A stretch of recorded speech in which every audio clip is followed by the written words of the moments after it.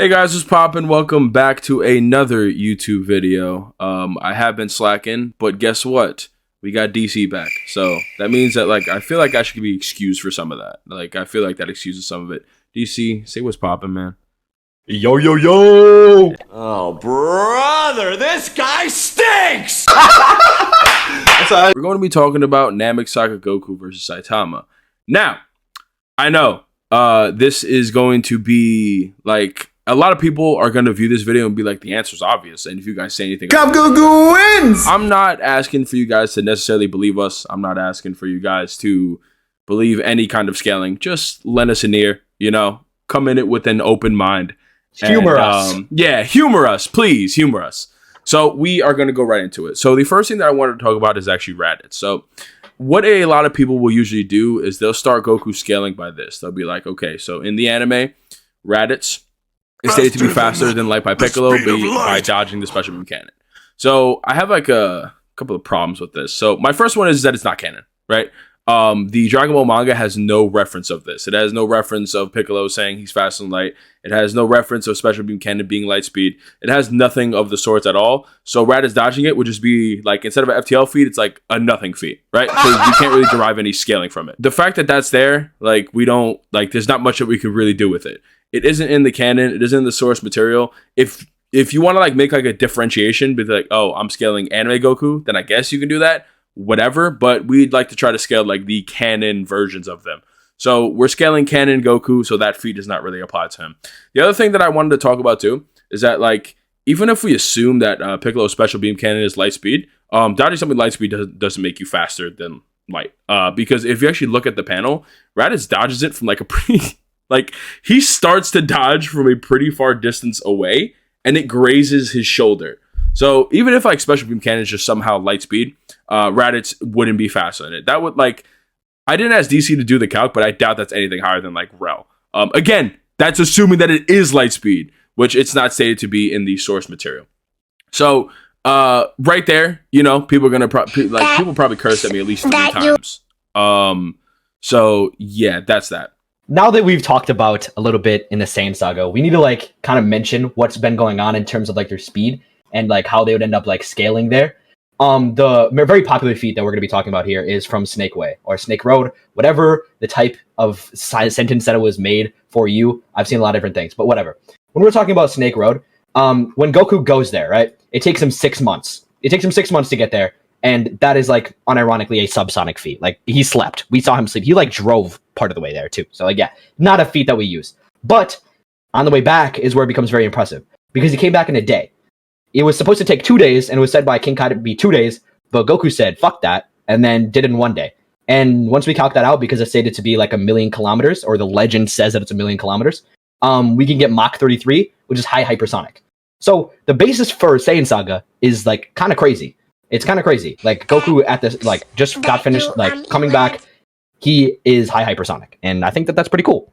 Mm-hmm. And also something that I kind of wanted to throw in too, because I know that a lot of people are going to bring this up. I don't care about what happened in Dragon Ball. The reason why I don't really care about what happened in Dragon Ball is because what happened in Dragon Ball would be directly contradicted by what's happening in Z, right? So if people come, oh well, Goku traveled to the moon with the power pole in 0.2 seconds, I don't care, right? Because one, you just made that time frame up, and two, because it's just directly contradicted by the rest of the source material.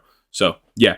I think it's very important that we establish that now. So since we're talking about Saiyan Saga, I might as well just give you guys the rest of the basis for these characters scale. So as I'm sure a lot of you guys know, Piccolo just blew up the moon, right? Gohan was raging. Piccolo was how do I stop this? Let me blow up the moon. And so he does it.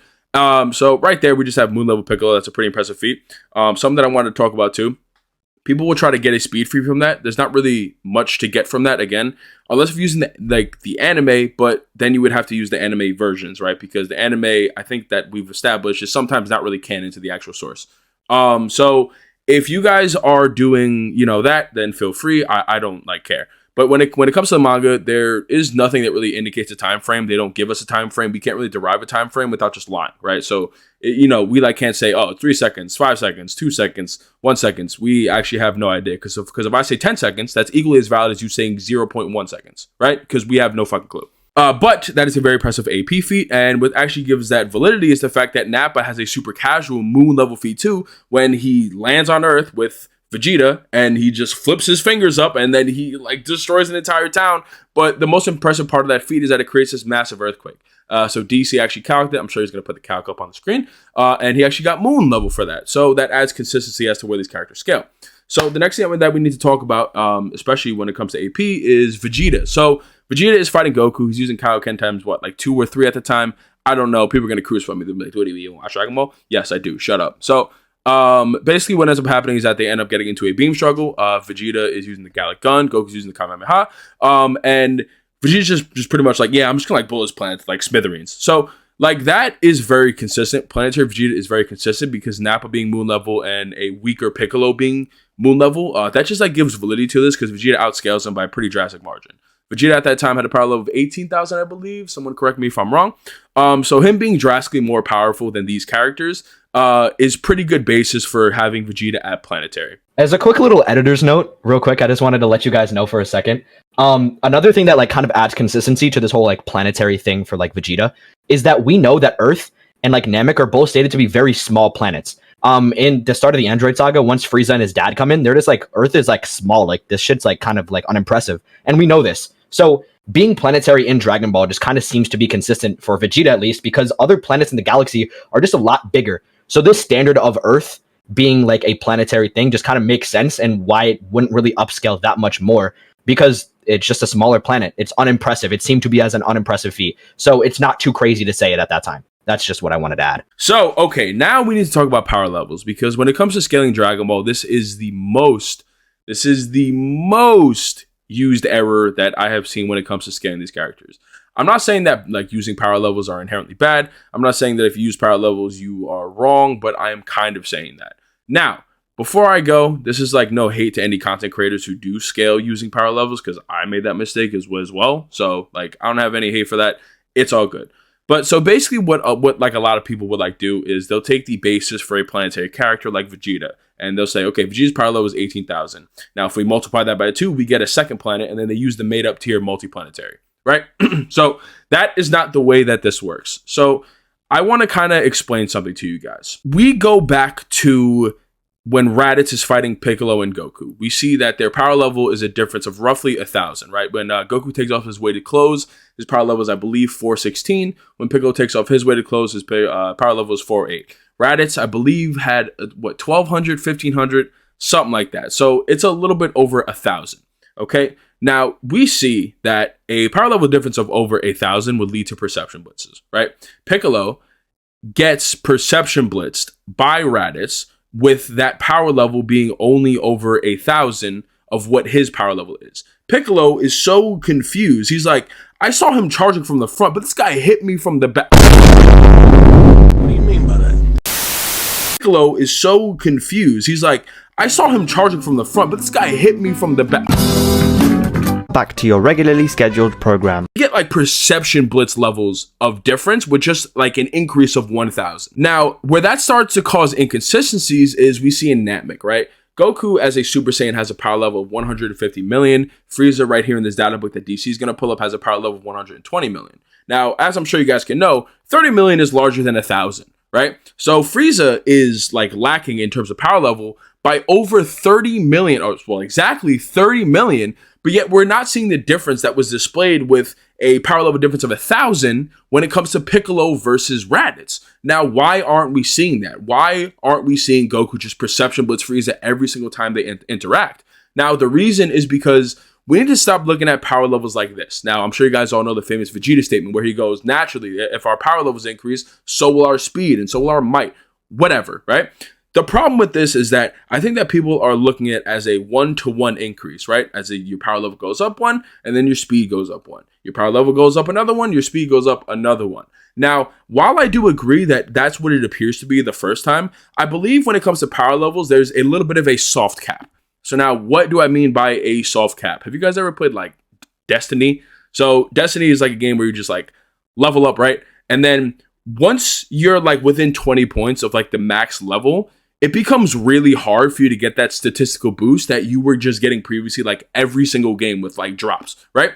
So I feel like Dragon Ball power levels work like that. And I feel like the reason why we didn't see the drastic increase is because we're seeing Goku and Frieza achieve that soft cap.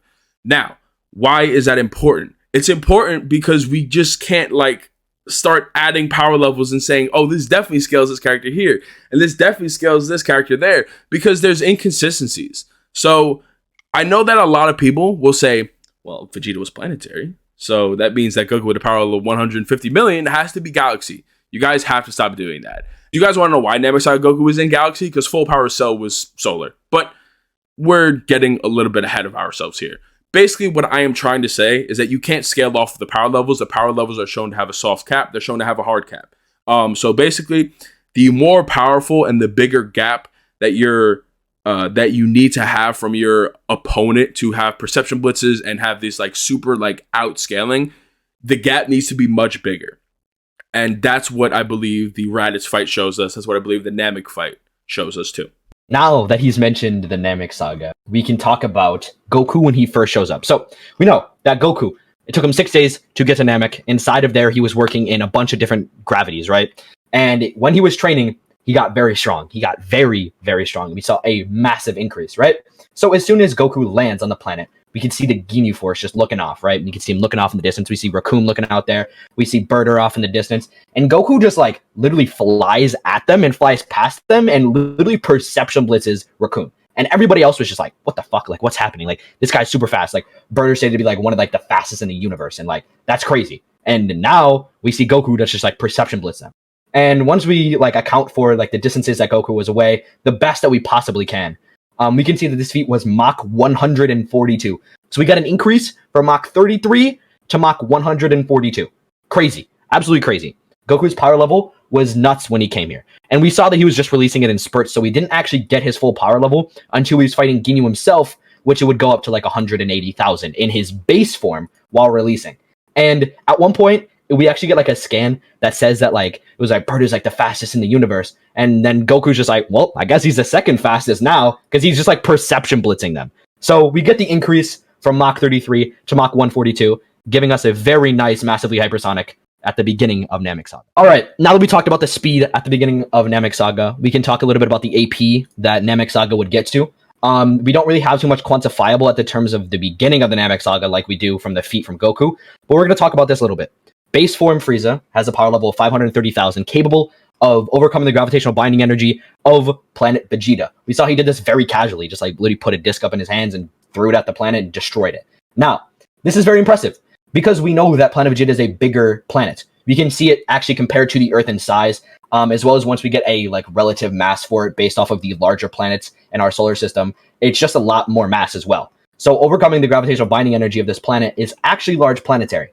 Now, that's not where it stops. That's the minimum amount of energy released. In terms of gravitational binding energy, that's how much energy we have to release for the planet to not pull itself back together after the destruction or the destabilization of its core. So we have that at the minimum level. If we plug this into a kinetic energy formula, seeing as we can like look in the visor of Frieza and we can see how far out that this is able to actually destroy, we can get dwarf star level for this feat. So dwarf star level at the very high end for what this feat would be, which is absolutely crazy. Because we have planetary, which was like pretty much nothing compared to this feat back in Saiyan Saga. Now we're moving on to dwarf star level at the high end in Namek Saga. I think that stays pretty consistent. I don't think that there's any other feats that is shown in the manga, represented in the manga, that would be able to like surpass this. So I think that dwarf star level at the high end is about where we would get Namek Saga.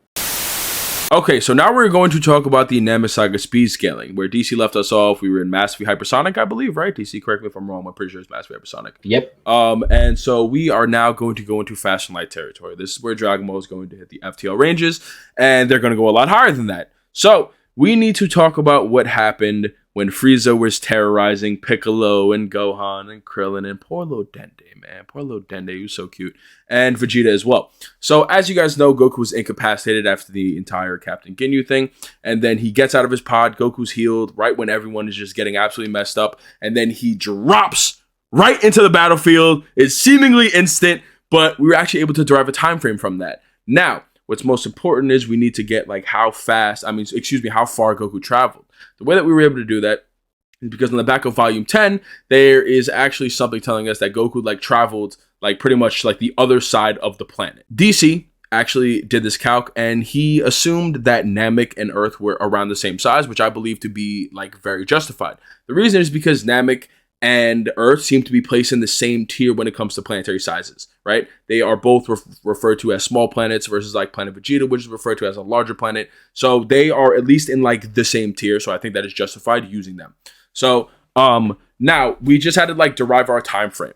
So now the way that we were able to justify a time frame is off the perception blitz time frame. Now, why would this be a perception blitz? The reason why it would be a perception blitz is because we know that characters are able to identify when people are coming towards them by using their ki. So now, let's say if like, for example, Krillin is like on, Earth and he's just chilling, he'd be like, yo, what is this huge power level flying towards me, right? He would like make that remark in his head before the person actually landed. We see that Gohan, Piccolo, Krillin, Vegeta, Dende, none of them even noticed. Goku just kind of showed up. So now, why is that significant?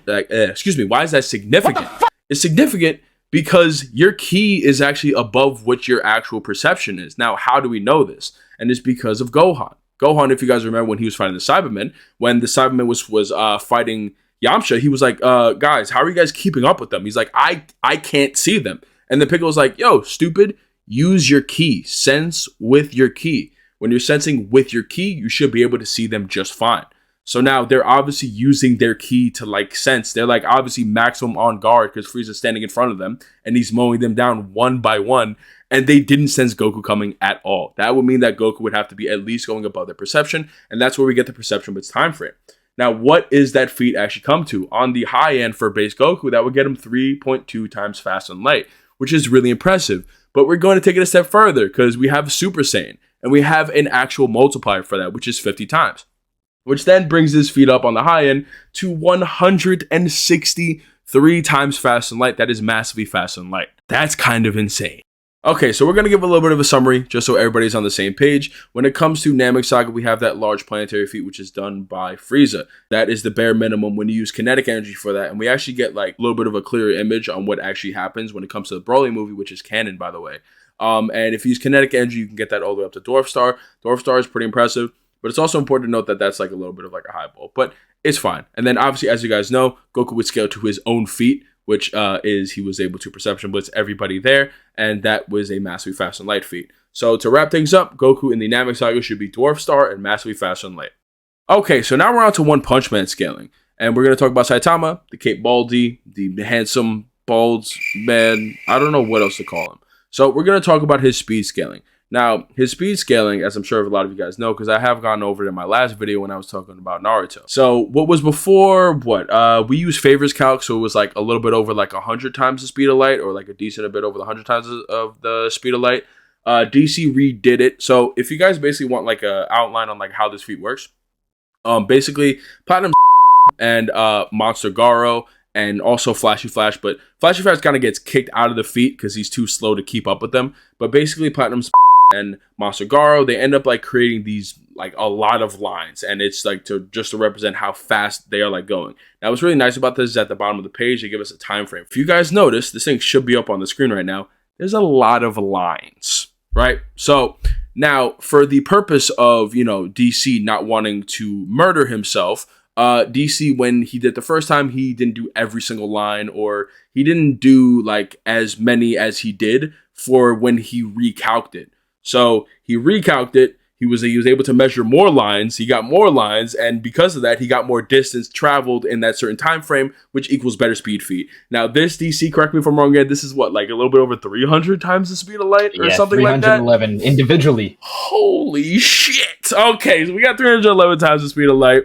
Right now, Goku already has a little bit of a speed disadvantage, which is unfortunate. But now we're gonna talk about AP. Now that we got this speed out of the way, we got to get into AP a little bit. Now, if you're wondering why this section might be a little bit shorter than Dragon Ball, is because Saitama and like One Punch Man as a whole doesn't have as much into the nitty gritty in terms of like power leveling and that kind of stuff that that we have in One Punch Man, and that it doesn't go into it. It doesn't go into it as much, so that's why it's a little bit shorter. But we still have feats that we need to cover. So we gave incrementally. We gave you Saiyan Saga, then we went to Namek. Now let's give you a little bit back into the Monster Association arc, the Invasion arc, where like it was a little bit earlier into it. Now we're a little bit later into it, about like 50 chapters later, something like that. Super long arc. But yeah, basically we get to see like Saitama fight Monster King Orochi. So when he was fighting Monster King Orochi, he just took magma out of the center of the earth, the core of the earth, what binds this planet together. He just decided to take a big ass chunk of it and pull it up to the surface. Now, he didn't take it all the way up to the surface. He took it down to like their little layer, I guess you could say. That's where they're in. So I did account for that. It wasn't all the way up. I did remove some of it. And once we take into account how fast this was and how dense, how sheerly dense that the magma at the core of the earth is. It has a density of 10,700 kilograms per cubic meter. So crazy, absolutely crazy. Assuming the time frame of 5 seconds, we can get large planetary for this feat. Now, at the low end of what the feat was for Namek Saga, the large planetary feat is better. And at the high end, it's way better, the Dwarf Star. But what I want to add is that this would have been the deciding factor for AP if this new chapter for One Punch Man did not come out. So, fucking Goku would have had the AP here. I'm sorry, Goku fans. He would have had the AP here. But this new chapter came out. We need to go over that a little bit because this is a little bit of the deciding factor. So, he would have had it, but I'm sorry. We got to move on a little bit. Now, in this new chapter, basically, we can see Garo and Saitama clashing together. Garo used his Saitama mode to match the Serious Punch, and it was called Serious Punch Squared. Now, some of you might say that you have to square root the results. Absolutely not how energy combinations work at all. So there's no need to square root the results. Dividing it by 2, yes, because 2 people did it, because he's matching his strength. We can see that a big gap in space of stars was just taken out. Boom, gone. We see nothing in that direction. The fact that we see nothing in that direction is absolutely insane. Way bigger of a feat than even I can tell you right now, because this could have been anywhere higher if we would have seen more. But basically, what happened is he destroyed those. Some people might say that he pushed them. Some people might say something else. But basically, in physics, when we have things like pushing celestial bodies, it's really hard. The distribution of energy, as well as the slow velocity required to push something rather than destroy it, is not seen in deep space. Explosions, as well as pushing something, would logically cause all the other stars to collapse in and go different areas. It wouldn't have been such a uniform circle, basically. Once we take into account the fact of how big this is, we can compare it to a star. Now, I chose a bigger star. The reason why I chose a bigger star is because not only the one that I picked on the screen for the comparison is a brighter star, we can see very dim and very bright stars in this, meaning that they're super far back, they're super far away, and we're not just seeing the closest stars to our solar system. So these stars are very big, very bright, very hot. We're seeing stuff from maybe ultra-faint, dwarf galaxies, stuff like that. I used a bigger star. After finding the diameter and after using inverse square law to account for the gapped space and the gapped volume in between the areas, we can see that this comes out to around multi-galaxy level. Multi-galaxy level Saitama. That is not something that we hear very often in terms of these verses. We don't really get that high. And the fact that this was able to happen is absolutely insane. I will not talk about where this super high ball gets it because it's almost a wink. But yeah, this feat was absolutely insane. Inverse square law, I think, to be the best form. I just wanted to say really quick, we're going to wrap this up as soon as we can, but I just wanted to say real quick that inverse square law, I view to be necessary because inverse square law is one of the only ways that we can account for gap space and energy distribution going through these gapped volumes. And gap volume is very important in space because the distance between stars is absolutely insane. So yeah, inverse square law, perfect. And I think that this feat is absolutely insane. I think the multi-galaxy is perfect. That really about does it, as I'm sure you guys understand. There's a big difference between Dwarf Star and multi-galaxy level. We know that other people have, got that to Galaxy or whatever, but I believe DC's to be the most consistent. That's just me personally. So yeah, we have multi-galaxy for Saitama, and when it comes to speed, we have massively faster than light. Now, that is in the same tier as we have Namek Saga Goku. However, it is quantifiably higher. We actually made a mistake earlier. It's 331 times faster than light for Saitama, and for Goku, it's 163. So unfortunately, Goku just kind of gets outclassed here. There's not really much he can do besides just kind of lose. If Saitama is, starting off bloodlusted, he runs Goku, he serious punches him, and then Goku dies. It's unfortunate for him, but that is what happens. Honestly, that's it. Thank you guys for watching until the end of the video. DC, do you have anything that you want to add? Or no. I think we got everything out, to be honest. I mean, Saitama just kind of punches him in the mouth, and then Goku he's also a gag character, so he just oh yeah, true. Nah, but in all seriousness, that is all we have for you guys. Thank you guys so much for watching until the end. I really appreciate it. It would be awesome if you guys hit that sub button, hit that like button. I appreciate you guys. DC, thanks for coming on again, homie. And I hope all of you guys have a great day. That's it, pretty much. Good night. Wait, day. I don't know.